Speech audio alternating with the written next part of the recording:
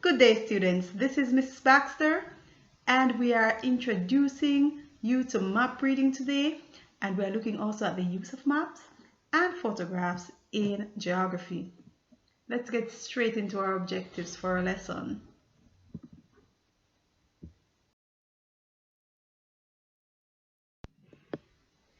For today's lesson, we will be looking at how to define the terms maps and photographs.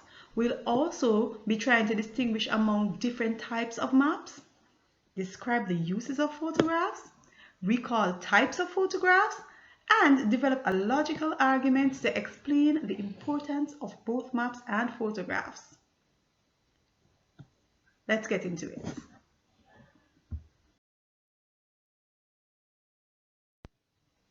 Students, let's start by actually defining what a map actually is. Maps are actual representations of the earth or sections of the earth in the right proportion and relationship to each other. That means a map can be used to calculate distances. It can also be used for absolute location, right? Maps are usually drawn on a flat surface, while a globe is a sphere on which a map of the world is represented. There are different types of maps that we'll get into in our next slide. There are physical maps, thematic maps, road maps, physical maps, and the list goes on, and we are going to go right into a few of them in our next slide.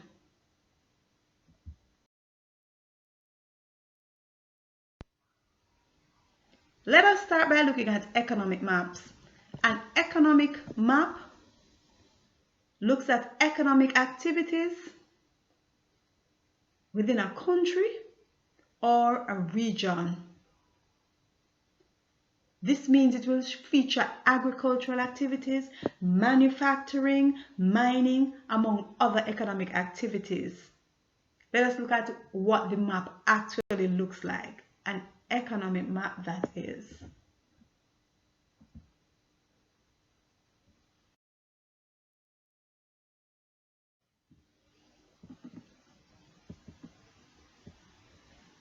Remember, boys and girls, remember we just noted that agricultural, manufacturing, mining, these activities are normally featured on an economic map. And this is a map of Jamaica, and the map is showing different locations at which economic activities take place. So the pink areas are the principal bauxite deposit, right? And the areas marked G, gypsum deposit, M, marble deposits, all right? And of course, there are other indicators of economic activities that are taking place all over Jamaica. This symbol here, wherever it is represented on the map, is featuring sugar factories. Right here, this symbol represents food processing plants, right? And this symbol here, that is right here, is soap and edible oil plants. When you see this sign here on the map, right here at Kingston, it's representing tobacco factory and so forth. So the various economic activities that are taking place in the island is highlighted on this map. So it's looking at mining and industry. Let us now look at a political map.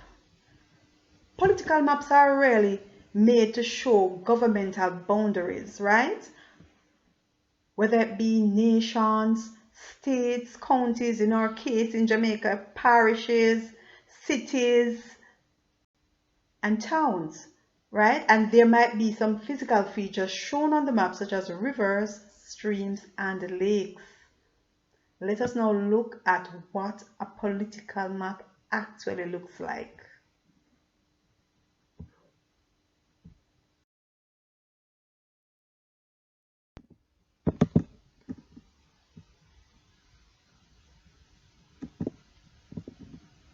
Here we are seeing a political map of Jamaica. And as we said before in the previous slides, political map features governmental borders, right? It also features parishes, parish capital, and as the case in some countries, it features also states and cities.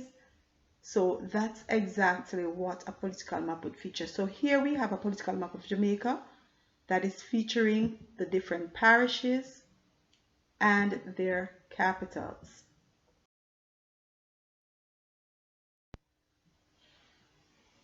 Another type of map, students, is a physical map. And what a physical map does is actually feature the landforms of an area. And we are talking about landforms like deserts and mountains, lakes and plains. And it also features their topography style, meaning the actual terrain. If a hill is steep and so forth, it actually shows that type of information. All right?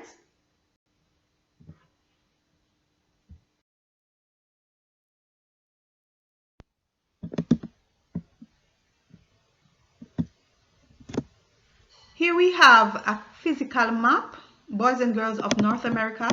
And as we said before, physical maps shows landforms. Here we have the Rocky Mountains, the Great Plains, the coastal plains.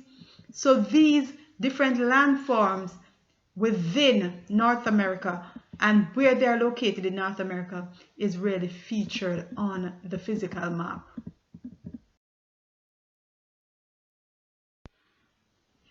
The next map that we're going to be looking at, boys and girls, is a climate map, which actually shows you the climate of a region. Color codes are used to display the different climatic areas in a particular region, and the temperature that is featured in the region is also used to determine the climatic zones that are in that area. Let us move on to an actual climate map.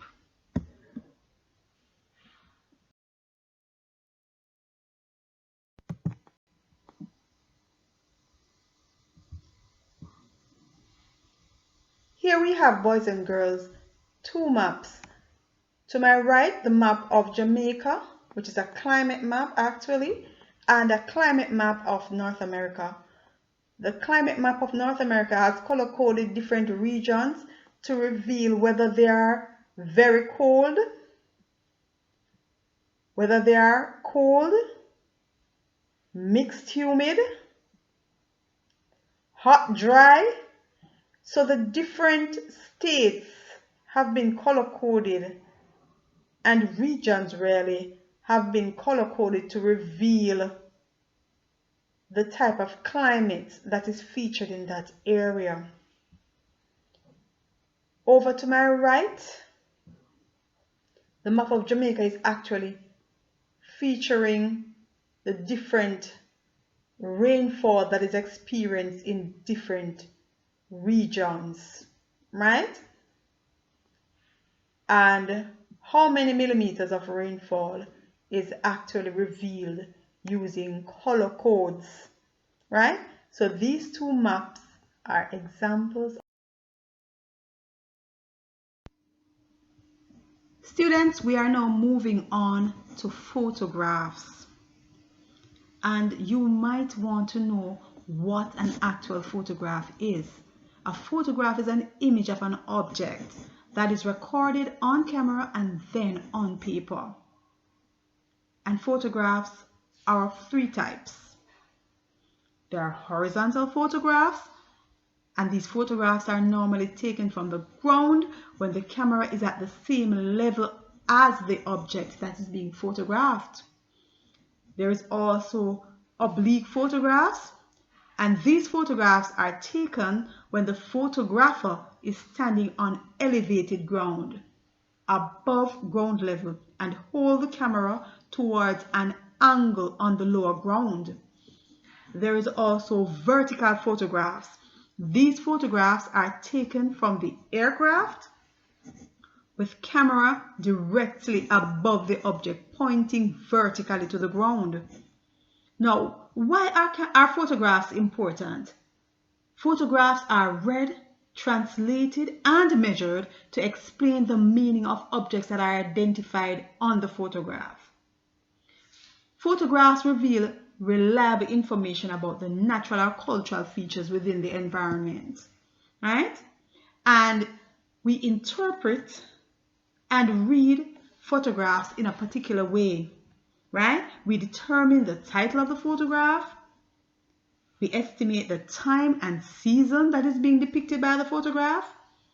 We try to estimate direction, identify and interpret physical features within the photograph. We identify and interpret human activity that takes place in the photograph. We estimate the size of the features that are there in the photograph, and we also suggest possible location in the scenery of the place that we are looking at in the photograph.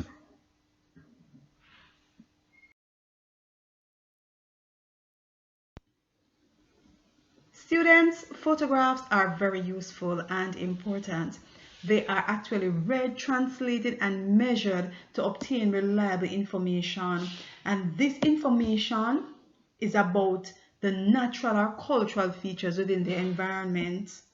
Let's get into it a bit more in our next slides.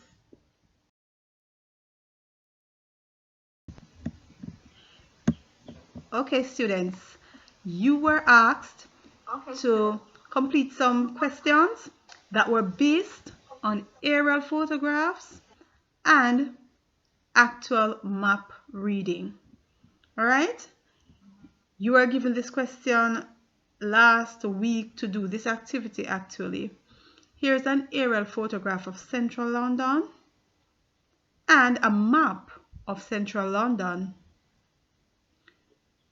There were several questions given based on an interpretation of both the map and photograph of central London. The first question was, what are some of the features that you can see in the aerial photographs? And basically I can see a square over here. I can see buildings.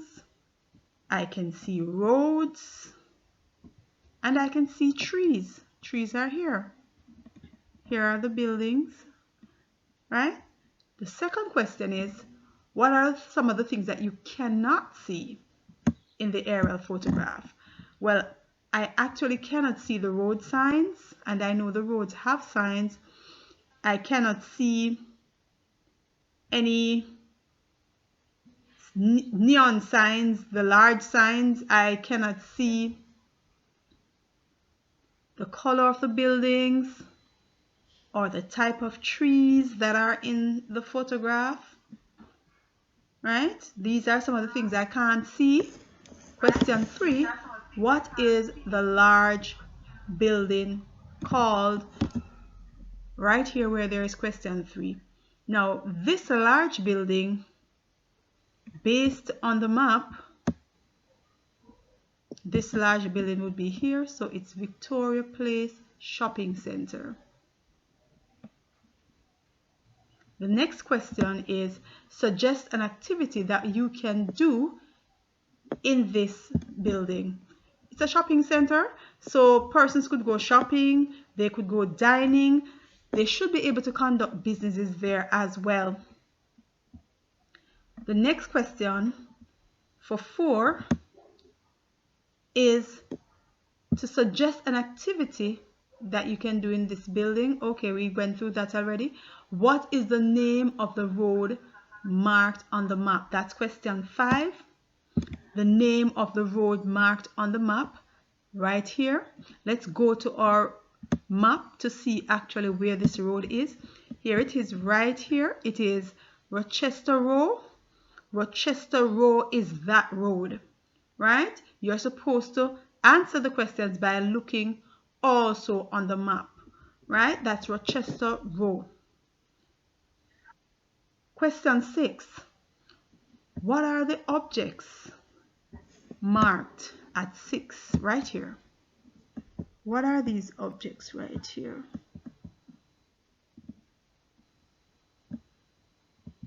Marked at 6.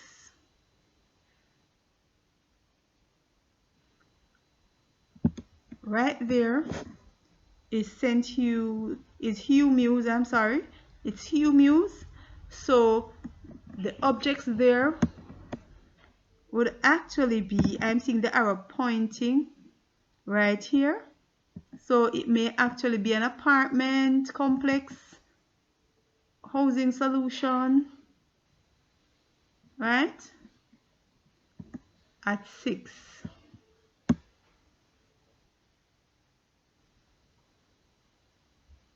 Next question at 7. What is the long red object?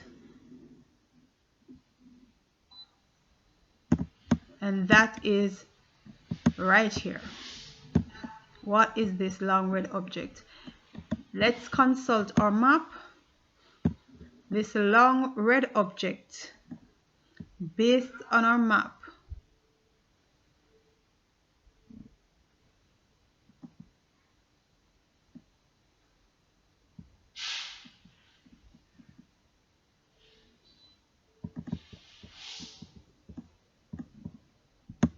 it would be the bridge. It would be Vauxhall Bridge, because right here is where the arrow would be indicating, and this is Vauxhall Bridge Road. So it would be the bridge, Vauxhall Bridge. It would be a bridge right here. The next question is, what is the name of the road that is marked on the map at 8? The name of the road that is marked on the map at 8, right here. This road.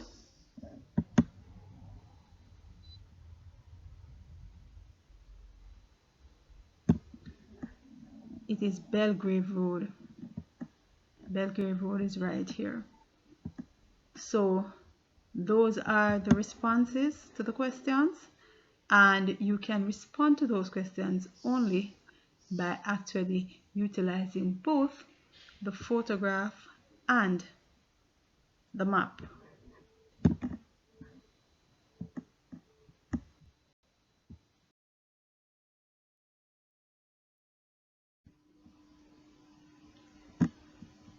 We are now down to our activity segment, boys and girls, and I want you to be utilizing your notebooks for this one.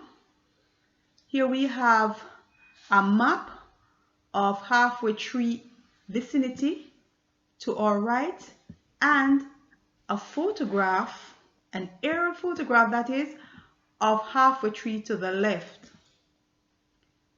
Now you're going to write in your notebooks numbers 1 through to 6, and I want you to tell me at 1 the name of this building. Write it down for me, and what activities take place in this building. What is this building at 2? What is done at this building at 3, and what is it called? What is the name of this road at 4? What is this road? What's the name of this road at 5? And what is this area called at 6? You're going to pause the video and respond to those questions for me Write the answers in your notebooks, take a pic and upload it to genstudies1culture@gmail.com, and we will be going through your answers come next class. I'm going to give you 10 minutes, 15 minutes max to do this, and then you can continue watching the video after you have finished responding to the questions that I just gave you. Good luck.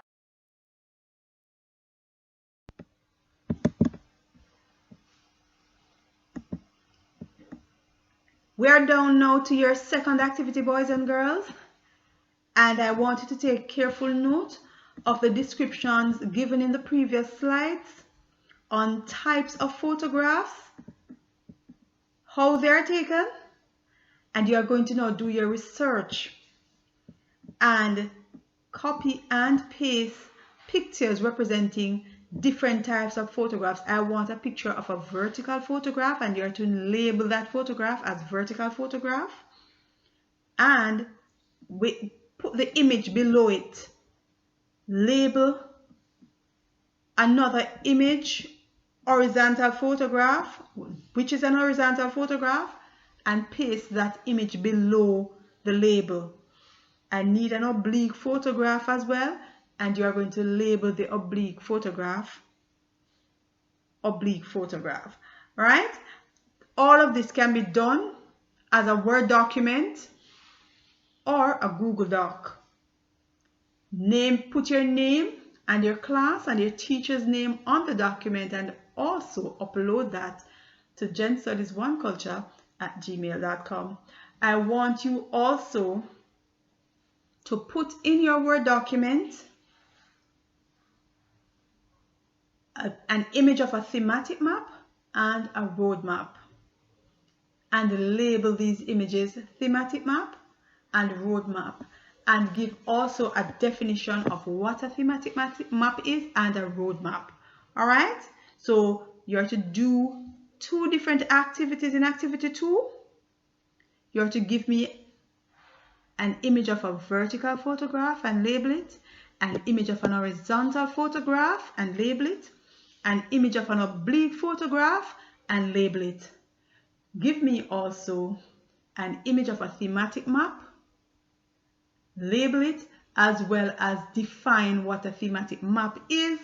Give me an image also of a road map, label it, and define what a road map is. And I want this on a Word document or a Google document, and you're going to upload it to genstudies1culture. All the best. And we have now come to the end of our lesson. I want to take the time out to wish you all the best. Keep studying. Remember that at the end of this month, I'll be collecting all grade 7 workbooks. I'll be sending you a follow-up email to remind you of the date at which I'll be collecting the workbooks for marking. Take care. Remember to wash your hands. Be safe until we speak again next time. Bye-bye.